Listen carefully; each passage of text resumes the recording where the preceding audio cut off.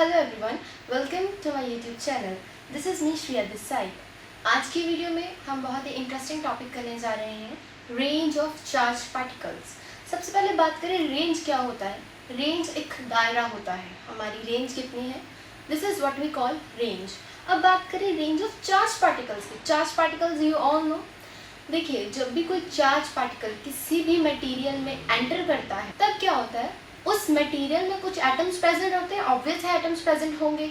तो वो जो चार्ज पार्टिकल है उस मटेरियल के एटम्स को एक्साइट कर देता है और आयोनाइज कर देता है। Excite you know, ionise you no.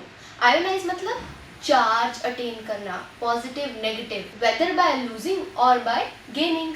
Okay, तो वो एटम्स को आयोनाइज कर देता है और एक्साइट कर देता है। तो जितने भी एटम्स के कांटेक्ट में वो आएगा, उस मीडियम के जितने भी एटम्स हैं जिन जिन के कांटेक्ट में वो चार्ज पार्टिकल आता है, उन्हें वो आयोनाइज और एक्साइट कर देता है और अपनी जो एनर्जी है उसे काइनेटिक एनर्जी की फॉर्म में ट्रांसफर कर देता है। And the energy is transferred to orbital electrons.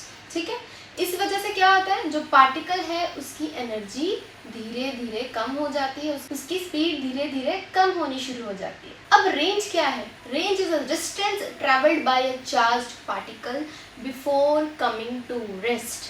वो चार्ज पार्टिकल ने कितना डिस्टेंस कवर किया है रेस्ट में आने से पहले, that is what we call range. Okay, और जैसे कि मैंने आपको बताया, ये अपनी एनर्जी लूज कर देता है काइनेटिक एनर्जी की फॉर्म में। तो हम ये भी कह सकते हैं ये जो रेंज है वो एक एवरेज डिस्टेंस है एक पार्टिकल के, जो पार्टिकल ने ट्रेवल किया है अपनी काइनेटिक एनर्जी लूज करने तक। ठीक है, सारी काइनेटिक एनर्जी लूज करने तक जितना उसने एवरेज डिस्टेंस ट्रेवल किया, this is what we call range. अब हम इसका एक्सप्रेशन डिराइव करेंगे, तो उसके लिए हमें सबसे पहले कुछ कंसिडरेशंस लेनी होंगी। मान लीजिए जो पार्टिकल है उसने dx डिस्टेंस ट्रेवल किया है। ओके, dx डिस्टेंस, छोटा सा डिस्टेंस ट्रेवल किया है, और जो उसकी काइनेटिक एनर्जी थी वो थी ई नॉट। ई नॉट क्या है? उसकी काइनेटिक एनर्जी। और मैंने आपको बताया वो कुछ ना कुछ एनर्जी लूज करेगा, तो मान लीजिए डी जो है वो उसने किया है लूज, डी एनर्जी उसने लूज करी है। तो अब हमें लिखना है रेंज का एक्सप्रेशन। रेंज का एक्सप्रेशन क्या होगा? r is equals to integral, कितना डिस्टेंस कवर किया उसने, dx। अब लिमिट्स बहुत ध्यान से लिखनी है, क्योंकि पहले ये जो काइनेटिक एनर्जी है ये इसकी इनिशियल काइनेटिक एनर्जी है, ये ध्यान रखिएगा।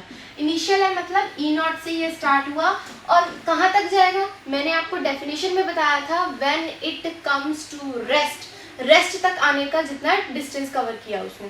स्टार्ट यहाँ हुआ था, रेस्ट पे आ गया मतलब zero. Rest is always we denote it as zero ना, तो अपर लिमिट क्या आ गई, जीरो। ठीक है, ये बहुत ध्यान से रखना है कि लोअर लिमिट ई नॉट है और अपर लिमिट जीरो। अब मुझे इसको, अब यहाँ पर एक स्टेप है जो थोड़ा सा ध्यान से समझने वाला है। समझने वाला नहीं है, बेसिकली इस पॉइंट को आपको क्रैम करना है। ये पॉइंट है क्या, क्योंकि डेरिवेशन में ही आगे हमें यूज करना है। तो देखिए मैंने क्या किया, पहले उसी तरह से लिख लेते हैं ई नॉट ई। अब मुझे ना dx के साथ डी की फिगर भी चाहिए। तो सबसे पहले तो देखिए ये था मेरे पास dx, मैंने क्या किया, इसको de और de से मल्टीप्लाई करवा सकती हूँ, कोई प्रॉब्लम नहीं। अब मैंने क्या किया, ये de जो था इसे उठा के मैं ले आई यहाँ पर इसके नीचे। ठीक है, ले, और दोनों के साथ मैंने एक एक माइनस ऐड कर दिया। कर सकती हूँ, कोई प्रॉब्लम वाली बात तो नहीं। माइनस ऐड करना, माइनस माइनस प्लस। अब अगले स्टेप में देखिए, ध्यान से देखने वाली बात, पहले तो रेंज हमारी। अब देखिए मैंने क्या किया, इसका इन्वर्स कर दिया, मतलब अब मैं इसको लिखूंगी इस तरह से, de बाय dx, साथ में माइनस था, इसका इन्वर्स। देखिए समझ लगा, कुछ नहीं किया, पहले मैंने इसको ऐसे लिखा, अब मैंने क्या कर दिया, इन्वर्स, de बाय dx का पावर -1 लिख सकते हैं ऐसे। बहुत इजी है, एक एक स्टेप मैं बता रही हूँ, अच्छे से समझिए तभी ये समझ आएगा। अब देखिए सबसे पहले हमें इसके लिमिट्स को ठीक करना है, क्योंकि हम हमेशा प्रेफर करते हैं कि लोअर लिमिट कम होनी चाहिए। तो हमें पता है प्रॉपर्टी क्या होती है, जबकि नेगेटिव बाहर आ जाए तो लिमिट्स ऑलवेज चेंज्ड। तो मैं क्या किया, ये जो नेगेटिव है इसे मैं बाहर ले आती हूँ। तो जब ये नेगेटिव बाहर आ जाएगा तो मैं क्या करूँगी, इस नेगेटिव की मदद के साथ इंटीग्रेशन को ठीक कर दूंगी। ये नेगेटिव खत्म हो जाएगा और इसकी लिमिट्स हो जाएंगी चेंज, अब ये हो जाएंगी 0 टू ई नॉट। ये समझ लगा? ओके, अब मैं इसे थोड़ा सिंप्लीफाई तरीके से लिख देती हूँ। ये de है तो ये बन जाएगा मेरे पास 0 to E नॉट, डी ऊपर ही रहने देते हैं, डी ऊपर ही रहने देते हैं, नीचे ये जो पूरी टर्म है इनवर्स में आएगी, नीचे चले जाएगी एज इट इज, ये बन जाएगा माइनस DE/dx। Any doubt? कुछ नहीं किया, इसे एज इट इज रहने दिया, इसको उठा के उल्टा, इनवर्स था तो उसे उल्टा करके उसी तरह से एज इट इज लिखना, dH/dE मत लिख देना क्योंकि यहाँ पर ऑलरेडी -1 है, पावर -1 है, नीचे जाके +1 हो गई। ठीक है, यहाँ तक समझ लगा? ये बहुत इजी है, आगे देख। तो जैसे कि आपको पता होगा ब्लॉच-विथ थ्योरम के अकॉर्डिंग जब भी कोई पार्टिकल, जो हाईली चार्ज पार्टिकल मीडियम में एंटर करता है, तो अगर उसकी वेलोसिटी स्पीड ऑफ लाइट के इक्वल, ऑलमोस्ट इक्वल तो नहीं हो सकती, खैर अगर कंपैरेटिव हो तो उस केस में कुछ करेक्शंस होंगी, तो उस केस में कुछ चेंजेस होंगे, और लॉस ऑफ एनर्जी के एक्सप्रेशन जैसे हमने डिराइव किया था, ये लॉस ऑफ एनर्जी का एक एक्सप्रेशन था -DE/dx। हमें कुछ नहीं करना है, बस इसकी मदद के साथ सॉल्व करना है इसे। लेकिन सबसे पहले हम ये देखते हैं कि इसमें चेंजेस क्या क्या मेड, अब इसमें चेंजेस क्या क्या करने हैं। सबसे पहले तो ये वाली जो लॉग की ब्रैकेट है, log 1 - v²/c², ये तो निगलेक्ट हो जाएगी क्योंकि जैसे मैंने आपको बताया जो उसकी स्पीड है वो स्पीड ऑफ लाइट के ऑलमोस्ट कंपैरेटिव है, तो ये लॉग के टर्म्स में हाई पावर, तो इसीलिए ये निगलेक्ट हो जाएगी। तो ये तो गया हाई स्पीड के बारे में। लेकिन अगर हम मॉडरेट स्पीड की बात करें तो उस केस में ये जो है 1/v², इस ब्रैकेट का 1/v², दिस मैटर्स, इसकी वजह से ही वेरिएशंस आते हैं। जैसे आपकी नॉलेज के लिए बता दूं, हमें ज़्यादातर आयनाइज्ड एटम कहाँ मिलते हैं, जहाँ पर इसकी रेंज खत्म होती है, पार्टिकल की रेंज खत्म होने वाली होती है, उसी रीजन में हमें ज़्यादातर आयनाइज्ड एटम्स मिलते हैं। वो उनका रीज़न क्या है? ये that is the reason for this much ionization of atoms in that portion of ring। तो बेसिकली इसी कारण जो आयनाइजेशन होती है एटम्स की, वो रेंज की एंड में हमें ज़्यादा मिलती है because of this. Moderate speed की बात की जाए अगर तो आगे देखते हैं। जैसे कि अब ये निगलेक्ट हो जाएगी तो we will left with z²e⁴ and z'/4πε0² me⁴ log to the base e²